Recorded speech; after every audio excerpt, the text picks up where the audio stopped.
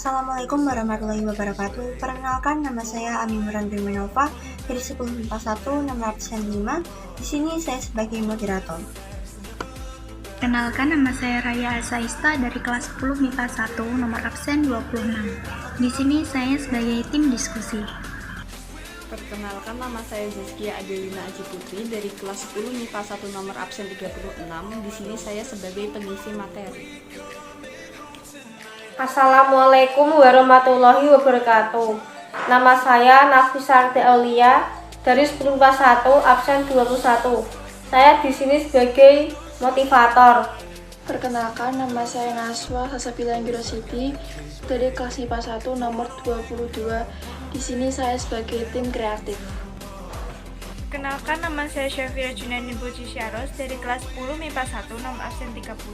Di sini saya sebagai operator. Assalamualaikum warahmatullahi wabarakatuh. Perkenalkan, nama saya Amimuran Primanova sebagai moderator dalam presentasi kali ini. Sebelumnya, apa kabar teman-teman? Semoga kalian dalam keadaan baik dan semoga selalu diberi kesehatan, terutama pada era pandemi COVID tahun ini.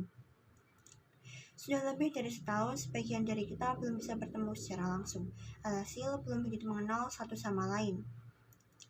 Rasa canggung selalu ada setiap kali kita memulai berkenalan. Namun pada akhirnya kita dapat mengenal satu sama lain dan bahkan dapat menjadi teman dekat. Begitu pula dengan kita yang mengenal Indonesia. Indonesia merupakan negara dengan keanekaragaman budaya, ras, agama, dan juga suku yang patut kita banggakan dan kita kenali. Mengenal bangsa Indonesia lebih dekat dapat mempererat tali persatuan dan kesatuan antar warga negara, sehingga dapat meminimalisir bahkan mencegah terjadinya perpecahan antar warga negara Indonesia. Hal inilah yang mendasari betapa pentingnya wawasan Nusantara bagi persatuan dan kesatuan antar warga negara Indonesia. Tapi apa sih wawasan Nusantara itu? Selengkapnya akan dibahas oleh pemateri kita kali ini. Untuk subbab pertama, yaitu wawasan Nusantara. Di dalam wawasan Nusantara ini, terdapat 3 poin, diantaranya yang pertama, pengertian wawasan Nusantara. Wawasan Nusantara sendiri merupakan cara pandang bangsa Indonesia terhadap diri dan lingkungannya. Wawasan Nusantara menjadi pola yang mendasari cara pikir, sikap, tindakan dalam rangka menangani permasalahan yang menyangkut kehidupan bermasyarakat, berbangsa, serta bernegara. Yang kedua ada hakikat wawasan Nusantara.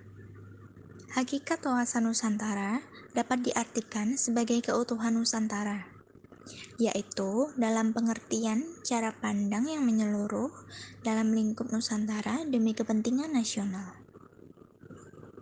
Dalam hal ini, berarti setiap warga negara harus berpikir, bersikap, bertindak secara utuh dan menyeluruh, semata-mata demi kepentingan nasional. Oleh karena itu, hakikat wawasan Nusantara juga dapat diartikan sebagai keutuhan serta kesatuan wilayah nasional atau persatuan bangsa dan wilayah. Yang ketiga ada asas wawasan Nusantara.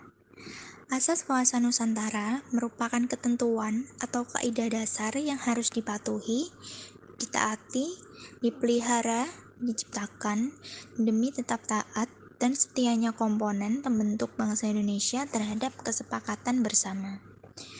Hal ini dilakukan agar tercipta perdamaian serta keseimbangan di Indonesia. Secara keseluruhan, terdapat 6 asas wawasan Nusantara yang wajib dipahami. Di antaranya, kepentingan yang sama, keadilan, kejujuran, solidaritas, kerjasama, dan kesetiaan. Subbab B. Kedudukan, fungsi, dan tujuan wawasan Nusantara. 1. Kedudukan. Wawasan Nusantara berkedudukan sebagai visi bangsa sesuai dengan konsep wawasan Nusantara, yaitu menjadi bangsa yang satu dengan wilayah yang satu dan utuh. Kedua, fungsi. Wawasan Nusantara berfungsi sebagai pedoman motivasi dalam menentukan segala kebijaksanaan, tindakan, dan perbuatan bagi penyelenggaraan negara di tingkat pusat dan daerah maupun bagi seluruh rakyat Indonesia dalam kehidupan bermasyarakat, berbangsa, dan bernegara. Ketiga, tujuan. Wawasan Nusantara bertujuan mewujudkan nasionalisme yang tinggi di segala aspek kehidupan rakyat Indonesia yang lebih mengutamakan kepentingan nasional daripada kepentingan individu, kelompok golongan, suku bangsa, atau daerah. C. Aspek Trigatra dan Pancagatra dalam wawasan Nusantara. Konsep dari wawasan Nusantara merupakan suatu konsep di dalam cara pandang dan peraturan yang mencakup segenap kehidupan bangsa yang dinamakan Astagatra, yaitu meliputi aspek alamiah Trigatra dan aspek sosial Pancagatra. Aspek-aspek Trigatra. 1. Posisi dan letak geografis negara. 2. Keadaan dan kemampuan penduduk. 3. Keadaan dan kekayaan alam. Aspek-aspek Pancagatra. Nomor 1, ideologi. Nomor 2, politik. Nomor 3, ekonomi. Nomor 4, sosial budaya. Dan nomor 5, pertahanan keamanan. Antara Trigatra dan Pancagatra serta antara gatra itu sendiri terdapat suatu hubungan timbal balik yang sangat erat yang dinamakan korelasi dan interdependensi yang artinya 1.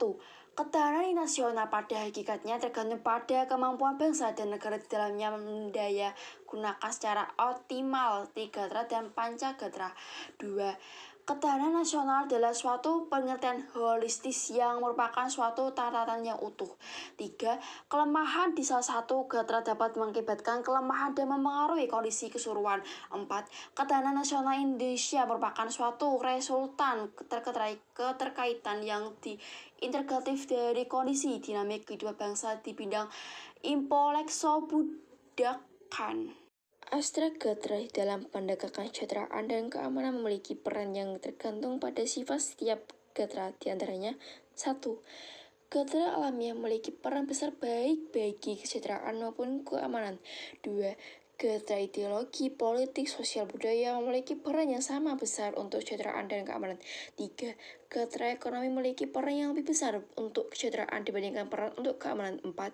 Gatra pertahanan keamanan relatif memiliki peran lebih besar untuk keamanan dibandingkan peran untuk kesehatan. D. Peran serta warga negara mendukung implementasi wawasan Nusantara.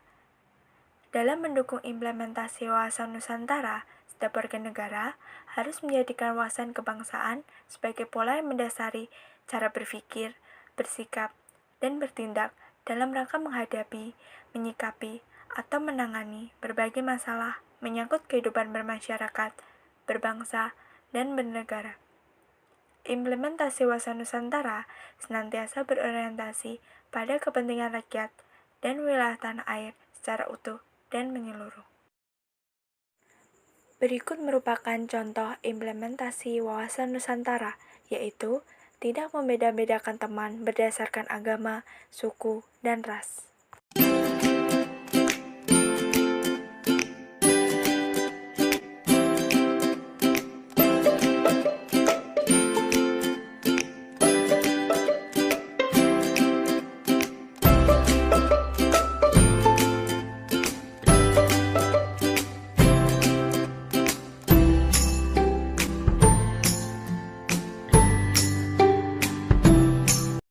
Yang kedua, merupakan kegiatan musyawarah kelas dalam pemilihan ketua kelas.